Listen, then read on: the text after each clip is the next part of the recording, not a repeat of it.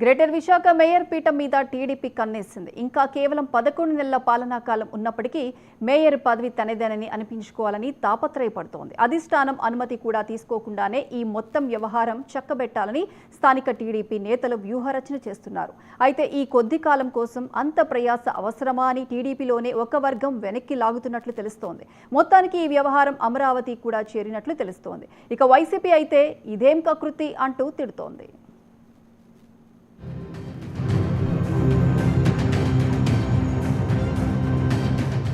Greater Visakha municipal కార్పొరేషన్లో X-officio సభ్యులతో కలిసి 112 మంది ఉన్నారు.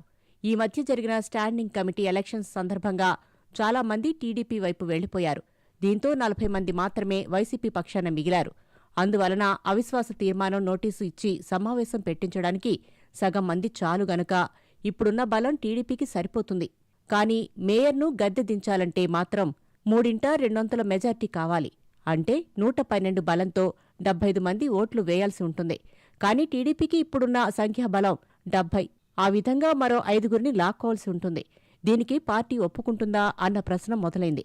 మేయర్గా ఉన్న బీసీ మహిళను గద్దె దించడం ద్వారా అనవసరంగా చెడ్డ పేరు మూటకట్టుకోవటమేనని టీడీపీలో ఒక వర్గం వాదిస్తోంది.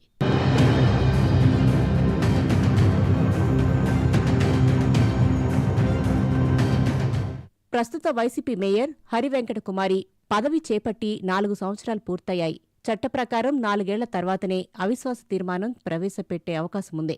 అలాంటి నిబంధన రూపొందించింది కూడా అప్పట్లో వైసీపీ ప్రభుత్వమే. అందుకే ఇప్పుడు 4 ఏళ్లు పూర్తవటాన్ని అవకాశంగా తీసుకుని అవిశ్వాస తీర్మానం ప్రవేశపెట్టడానికి టీడీపీ సిద్ధమవుతోంది. ఈ ప్రయత్నాలను వైసీపీ పసిగట్టింది.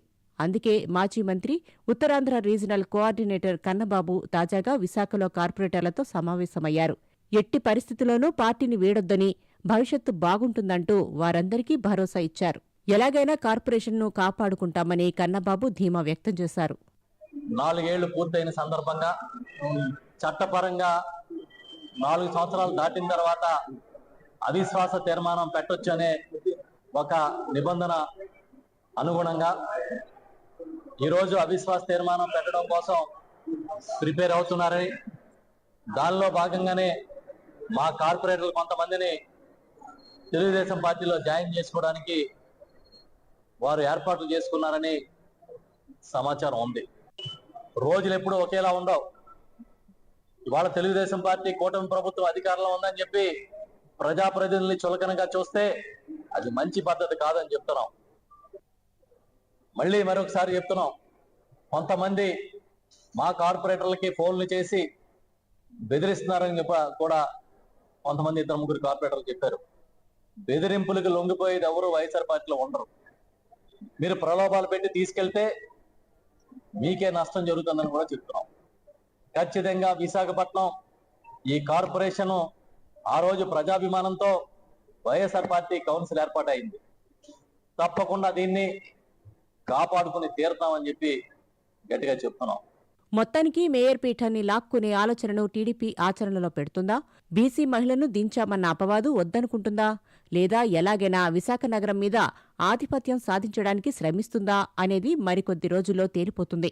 అప్పటిదాకా ఈ ఊహాగానాలు సాగేట్టే కనపడుతున్నాయి.